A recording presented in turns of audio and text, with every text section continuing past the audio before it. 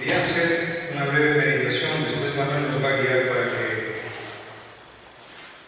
expongamos motivos de oración, pero quería aprovechar para hacer un poco una puesta en valor de este tiempo, ¿no? De los viernes, que a veces vamos, ¿no? en un ritmo que no nos damos cuenta la importancia que tiene esto, ¿no? De reunirnos cada viernes, y que por eso, lo repito, que creo que es una frase que me ha entrado en el corazón, de que algunos creyentes líderes de la iglesia dicen que el viernes es el termómetro de la iglesia, ¿no? Y que a veces, en la medida que vemos la asistencia de los viernes a la iglesia, es como estar en la iglesia.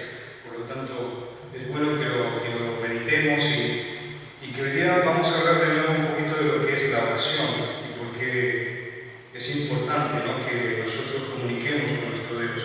Y lo vamos a hacer leyendo el Evangelio de Mateo, capítulo 6, y vamos a leer el prólogo al Padre Nuestro, que sería versos 5 a 8, ¿no?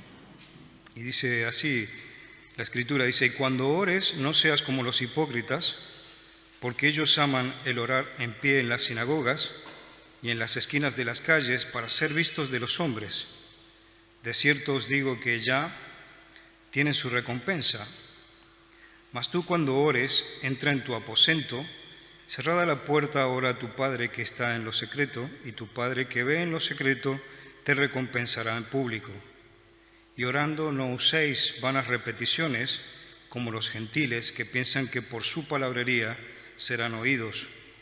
No os hagáis pues semejantes a ellos, porque vuestro Padre sabe de qué cosas tenéis necesidad antes de que vosotros le pidáis.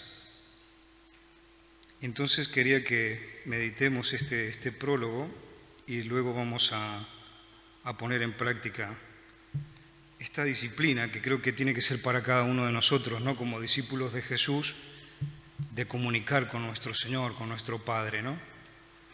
Y yo creo que, bueno, como discípulos de Jesús todos somos llamados a ser teólogos prácticos, ¿no?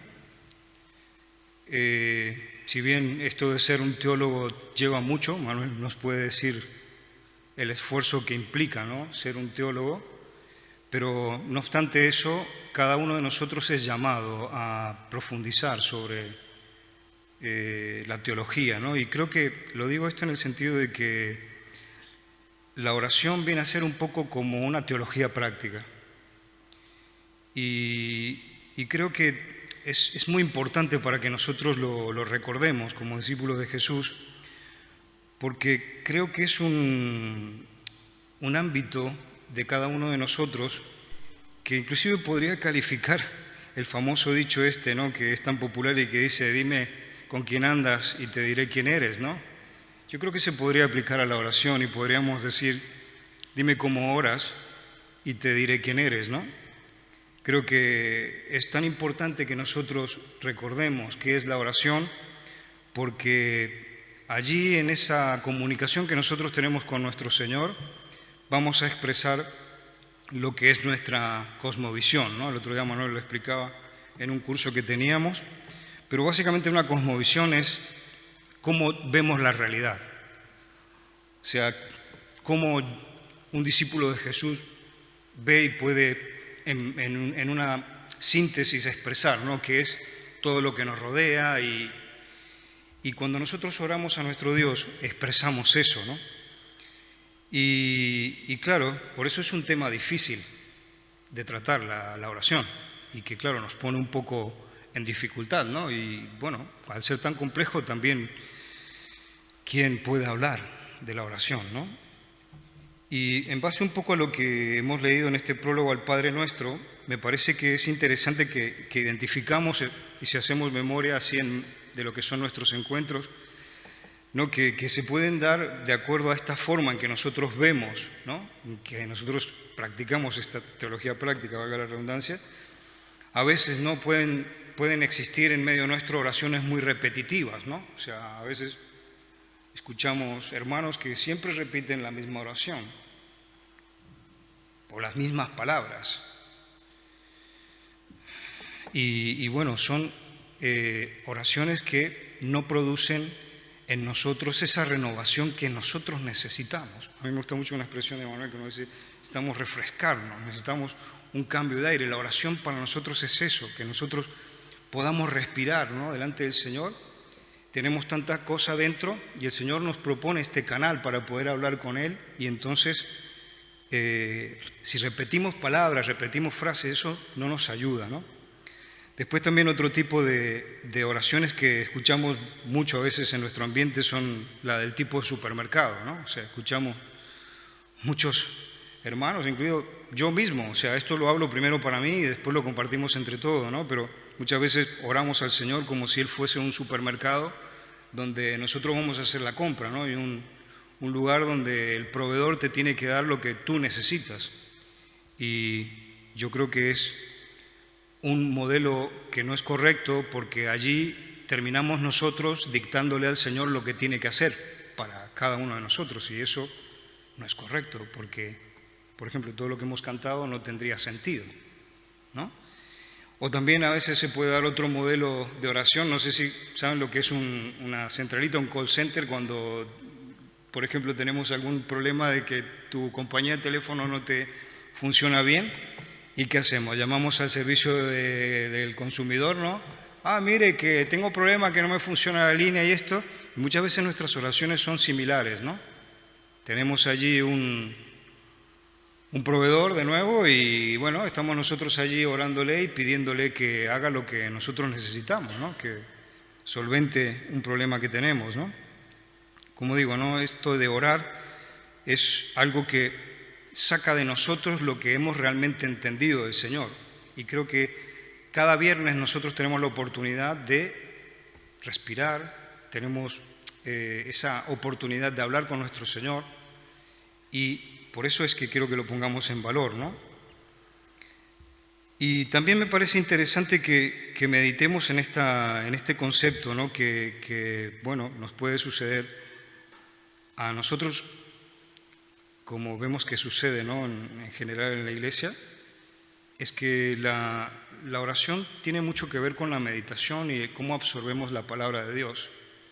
Por eso también era un poco lo que decía antes, ¿no? En la medida que nosotros vamos absorbiendo esos valores de Dios, entonces si esos valores van calando en nuestro corazón, van haciendo una transformación dentro nuestro, entonces claro, cuando nosotros nos expresamos delante del Señor, viene eso afuera, ¿no?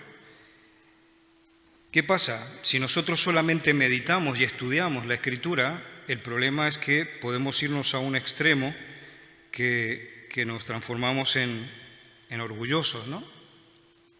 Inclusive en la misma Escritura, ¿no? Hay un texto que dice que la mucha letra, ¿no?, nos mata. Y entonces eso es un extremo peligroso para los discípulos de Jesús.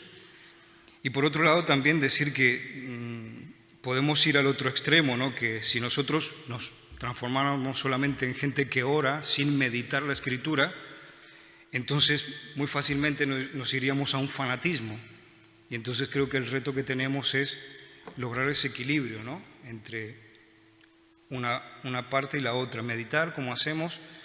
La Escritura para nosotros es importante, por eso la predicación aquí en esta iglesia es central, por eso cada viernes tenemos un tiempo para estudiar la Biblia, y también queremos orar, ¿no?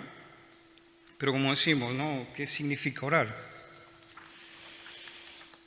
Es un tema complejo. Yo creo que podemos decir tres cosas para empezar a orar ya, porque creo que se ha escrito mucho inclusive sobre la oración, pero poco se ora, ¿no?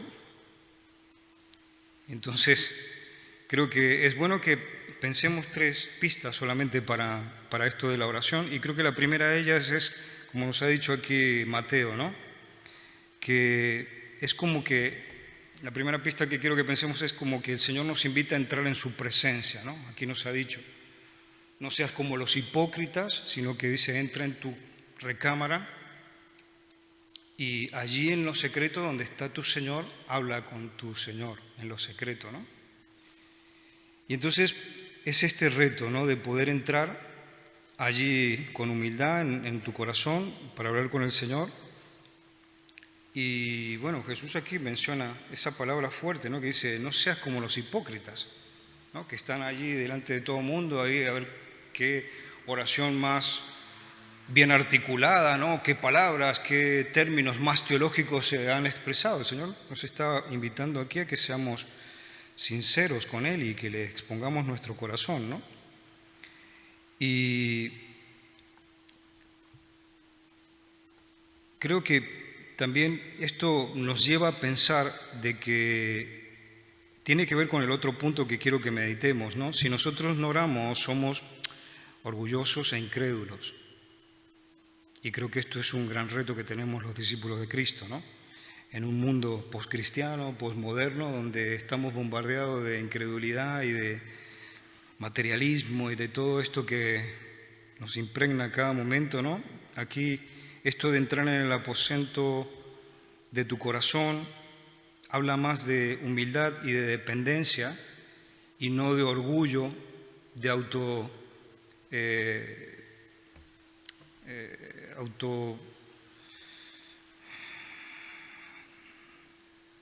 exaltación, ¿no? Es lo que nos propone nuestro propio corazón y también el mundo, ¿no? Nos invita a ir por ese camino de egoísmo, ¿no?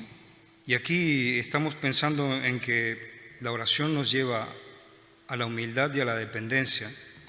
Y Jesús, cuando recordamos distintos momentos del Evangelio, vemos que Él lo hace así y sabemos que Él es nuestro gran ejemplo.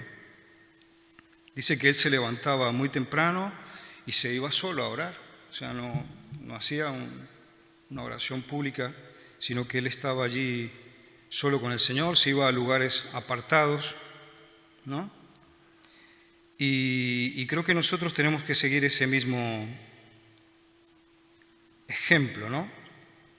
Y claro, en este sentido, reforzar de que todo lo que es la formulación de la oración, toda la parte exterior, la Escritura nos está diciendo que no tiene sentido. Quizás también, bueno, hoy en día vivimos un mundo donde hay donde hay mucha espectacularidad de las cosas, ¿no? Pero claro, pensemos que, por ejemplo, por más que fuéramos grandes oradores y todo esto, pensemos que cómo lo recibiría nuestro Señor. O sea, si yo dijera las palabras más jeringosas o más teológicas que hubiera, o sea, cuando yo se las digo al Señor, ¿cómo reaccionaría? ¿Yo podría cambiar con eso la mente del Señor? Creo que esto no es pensable, ¿no? Y quizás también para avanzar en esto sería bueno que nosotros pudiéramos escribir nuestras oraciones, que eso nos ayude, ¿no?, a organizar nuestra mente, a centrarnos en lo que realmente estamos haciendo, ¿no?, cuando comunicamos delante del Señor. Y también creo que es interesante que cuando Jesús aquí nos dice, ¿no?, que entremos en la realidad del Señor, no significa que hay un plan de Él y un plan nuestro, sino que por lo que vamos entendiendo cada vez más de la Escritura, hay un solo plan, que es el plan del Señor, del que cantábamos recién. Dios Todopoderoso, Creador del cielo y de la tierra, ¿no?, que con el poder de su palabra ha hecho todo y es su plan el que se está ejecutando, su plan maestro el que se va llevando a través de la historia adelante. ¿Y nosotros qué vamos a hacer con nuestras oraciones? ¿Vamos a cambiarle una coma o algo de lo que Él ha establecido? Entonces creo que tenemos que dejar de tratar de pensar de que con nuestro pensamiento vamos a cambiar su voluntad, ¿no? Y creo que nuestra oración tiene que ser un esfuerzo para tratar de entender cómo mi vida encaja en ese plan del Señor, en ese plan maestro que Él tiene para cada uno de nosotros. Y bueno, en este sentido, creo que es muy importante que pongamos de nuevo en valor lo que es la oración, porque nosotros necesitamos orar, necesitamos expresarnos delante del Señor. Creo que si vemos que no oramos, tenemos que preguntarnos, ¿qué pasa? O sea, ¿por qué yo deseo mantener toda esa cárcel, o sea, esos barrotes que no permiten que surja todo aquello que hay dentro de mi corazón? Eso podemos verlo como algo que hay que trabajarlo como discípulo de Cristo, ¿no? Y volver a pensar un poco en esta idea que acabo de mencionar de que hay un Señor con un plan maestro, con unos valores, con una identidad, y tengo que ver yo a través de la oración cómo me alineo con eso, ¿no? Y creo que esto también nos ayuda, ¿no?, a poder dar pasos y avanzar como discípulos de Jesús. El segundo punto que quiero que pensemos, ¿no?, para valorar lo que es la disciplina de la oración es que cuando nosotros oramos estamos expresando nuestra dependencia de Dios. A mí me ayudó mucho, por ejemplo, escuchar a Eduardo Brasier, que nos hacía mucho énfasis en ese tema. Y creo que cuando nosotros presentamos a Dios nuestra realidad, aquellos problemas, ¿no?, que están haciendo un efecto en nosotros y abrimos nuestro corazón para compartirlo con nuestro Dios, es como el salmista, ¿no?, que el salmista tantas veces expresa, ¿no?, esas rabias, esos problemas delante del Señor y claro, es porque él comunicaba con el Señor.